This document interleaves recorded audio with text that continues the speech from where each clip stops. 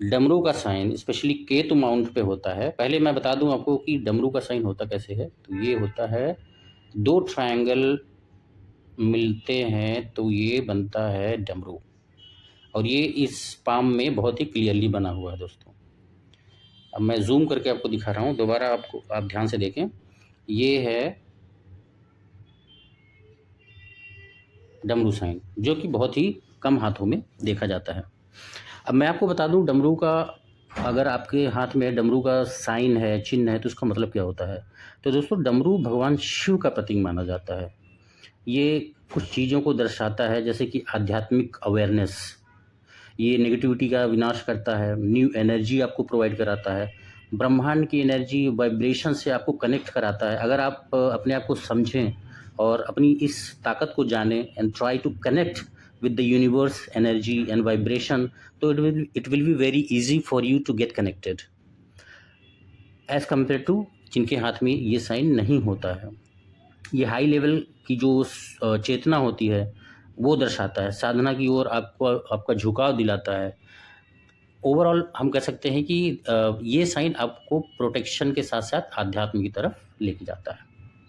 अब चूंकि ये साइन कहीं पे भी हो सकता है, पर अगर ये साइन आपका केतु माउंट पे है तो इसके कुछ और भी अच्छे मायने होते हैं। जैसे कि पिछले जन्म का आपके पिछले जन्म में आपके जो कर्म हैं, जो आप थे, वो चीज़ इसमें शो होती है। कि हो सकता है पिछले जन्म में आप भगवान शिव के बहुत अच्छे साधक रहे हों, अब वैराग्य वैराग्य की तरफ आपका बहुत वो झुकाव रहा हो। और एक सबसे इम्पोर्टेंट चीज़ कि अगर डमरू का साइन होता है केतु माउंट पे, तो ये आपको मोक्ष की तरफ लेके जाता है। तो ये एक बहुत ही इम्पोर्टेंट पॉइंट था।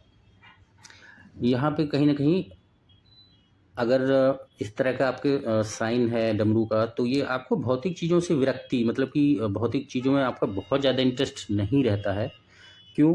क्योंकि आपको कहीं ना कहीं ये शक्ति एक लाइफ का जो उद्देश्य होता है क्या है, वो आप कहीं ना कहीं अंदर ही अंदर सोचते हो कि क्या है, हम इस धरती पे क्यों आए हैं, हमारा क्या पर्पज़ है, लाइफ ऑफ पर्पज़ क्या है।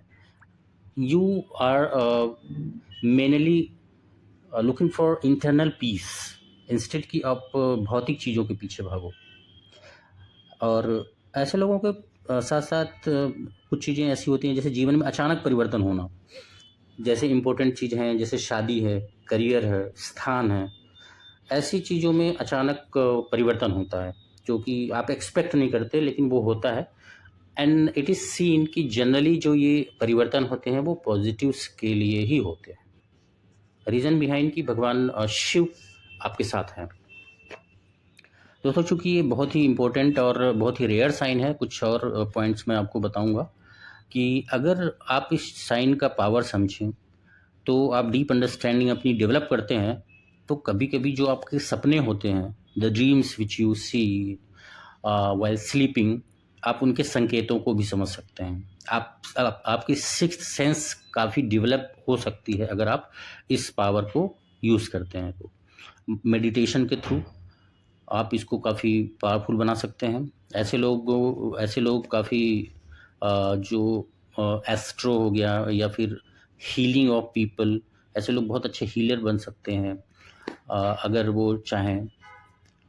अगर ऐसे लोग कुछ चीज़ों का ध्यान रखें, जैसे कि मेडिटेशन करें या ओम नमः शिवाय मंत्र का जाप करते हैं, या फिर इसके अलावा महामृत्युंजय का जाप करते हैं, सेवा भाव रखते हैं, लोगों की सेवा करते हैं, तो इनके लिए बहुत अच्छा रहता है। और ये चिन्ह बहुत अच्छा आपको फल देता है।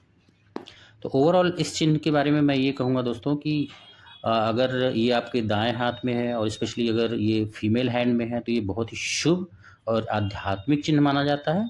हाँ, इसका मनी या भौतिक ऐश्वर्य से बहुत ज़्यादा लेना देना नहीं है, but yes, it is connected with internal peace